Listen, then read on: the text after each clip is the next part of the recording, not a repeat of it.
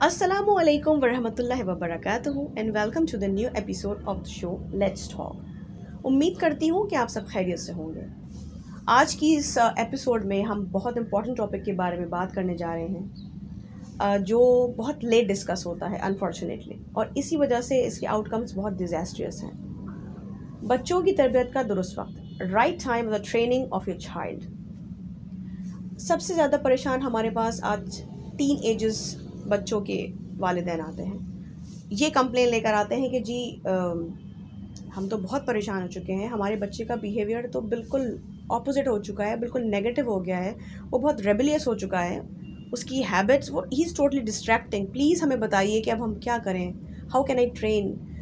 तो ऐसे पेरेंट्स को एक बड़ी आसान और सिंपल मिसाल दी जाती है कि जनाब, आप जब कोई पौधा लगाने जा रहे होते हैं तो सबसे पहले आप ये सोचते हैं कि जहाँ हम बीज बोने जा रहे हैं क्या वो मिट्टी ज़रख़ेज़ है या नहीं, क्योंकि आपको यकीन होता है कि अगर मिट्टी ज़रख़ेज़ होगी तो पौधे की ग्रोथ बहुत अच्छी होगी। उसके बाद आप बीज बोने के बाद आप उसके टेम्परेचर का ख्याल रखते हैं। उसके बाद आप टाइम टू टाइम उसको देखते हैं कि जैसे जैसे वो उसकी ग्रोथ बढ़ रही है तो आप देखते हैं कि कोई खारदार झाड़ियाँ उसके इर्द गिर्द जमा ना हो जाएं, कोई जंगली पौधे उसके आसपास ना जमा हो जाएं। जनाब, यही मिसाल इंसान के बच्चे की भी है। और उसके बाद जब वो पौधा एक तनावर दरख्त बनता है तो जनाब वो एक आला किस्म के दरख्तों और उसकी जो प्रोडक्शन होती है उसका शुमार उनमें किया जाता है। तो इंसान के बच्चे को हमने कैसे सोच लिया कि जब वो एक दरख्त बन जाएगा उसके बाद हम उसकी टेक केयर शुरू करेंगे। हो ही नहीं सकता। आज जो हमारे पास रिसर्च आ रही हैं, हमारे मज़हब इस्लाम ने तो अल्हम्दुलिल्लाह हमें हर चीज़ बहुत पहले बता दी थी कि 7 साल का बच्चा जब तुम्हारे पास हो तो तुम उसको अच्छे और बुरे की तलक़ीन शुरू करो, तुम उसे तंबीह करो, तुम उसे नसीहत करो और प्यार से समझाओ। ये तो हमारा मज़हबी एक पॉइंट ऑफ व्यू है और जो कि बहुत ऑथेंटिक है। अफसोस की बात यही है कि दीन से दूरी है। तो आज हम रिसर्चेस का जो हवाला दे के बात करते हैं, तो जनाब मॉडर्न रिसर्चेस के अंदर भी उन्होंने ये कहा कि 7 साल की एज में तो बच्चे की पर्सनैलिटी कंप्लीट हो जाती है। उसका जो जहन है वो एक प्रोजेक्ट होता है और वो 7 साल से पहले उसका दिमाग कोई प्रोग्रामिंग नहीं कर रहा होता। जैसे ही वो 7 साल का होता है तो उसके अंदर वो जो रिकॉर्डिंग की एक कैपेसिटी है वो ख़त्म हो जाती है, उसकी तार टूट जाती है। 95% जो हमारा माइंड है 7 साल की उम्र से पहले वो प्रोग्रामिंग माइंड, हैबिट माइंड होता है 95%, और 5% माइंड जो हमारा होता है वो कॉन्शियस माइंड होता है। कॉन्शियस माइंड बहुत स्लो काम करता है, यानी जब बच्चा आपका 7 साल से की उम्र तक पहुंच गया तो उसके सारे कंसेप्ट बन गए, अच्छे और बुरे की तमीज़ उसने अडॉप्ट कर ली। कहाँ से अडॉप्ट कर ली?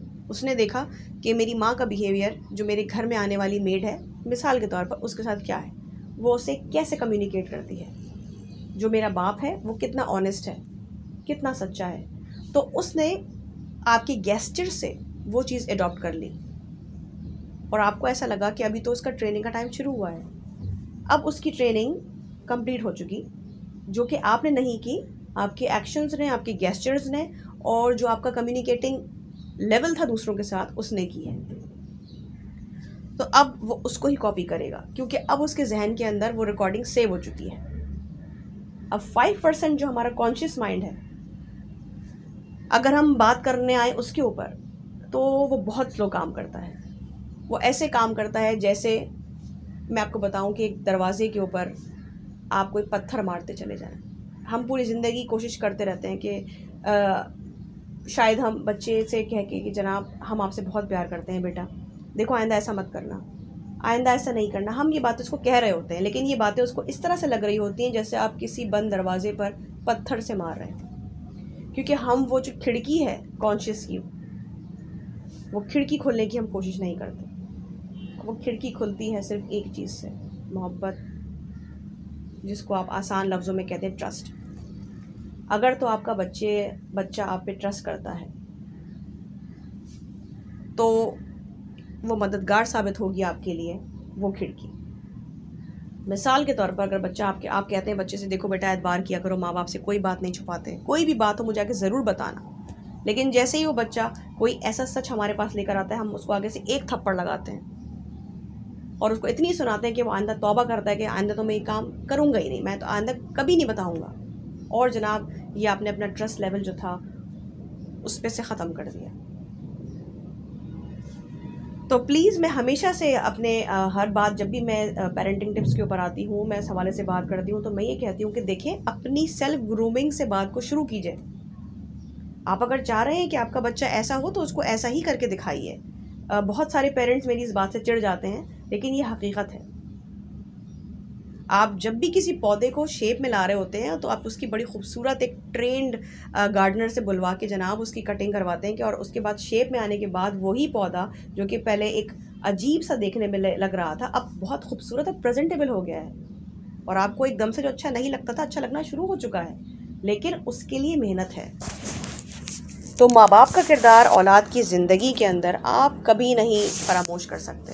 आप सिर्फ ज़िम्मेदार औलाद को नहीं ठहरा सकते किसी भी चीज़ के लिए उसकी ज़िंदगी में होने वाले वाक़यात से, क्योंकि जो चीज़ उसने अडॉप्ट की है वो आपसे की है, अपने इर्द गिर्द के माहौल से की है। तो प्लीज़ बच्चों पे अपना ट्रस्ट लेवल बिल्डअप कीजिए, उन पे ट्रस्ट कीजिए, उनसे बात कीजिए। कम्युनिकेशन बहुत ज़रूरी है। हम चाहते हैं कि हमारा रोब हमारे बच्चे पर रहे, हमारे बच्चे हमसे डरें। फॉर गॉड सेक इस थिंकिंग को ख़त्म कर दीजिए, इस सोच को ख़त्म कर दीजिए। आपको इस बच्चों से दूरी के अलावा आपको इस सोच से और कुछ नहीं मिलने वाला। अगर आप समझते हैं कि आपकी बेजा सख्ती से आपके बच्चे सुधर जाएंगे तो ये आपकी गलत सोच है। मैं हमेशा ये बात कहती हूँ और हर बात में मैं अपने नबी सल्लल्लाहु अलैहि वसल्लम का हवाला देती हूँ कि आप ये देखें कि हमारे नबी सल्लल्लाहु अलैहि वसल्लम ने ये दीन इस्लाम ऐसे नहीं फैला दिया। अल्लाह ने भी हमारे नबी से कहा कि आप बस कह दीजिए। हमारे नबी ने कहा और उसके बाद आप उसका असर देखें।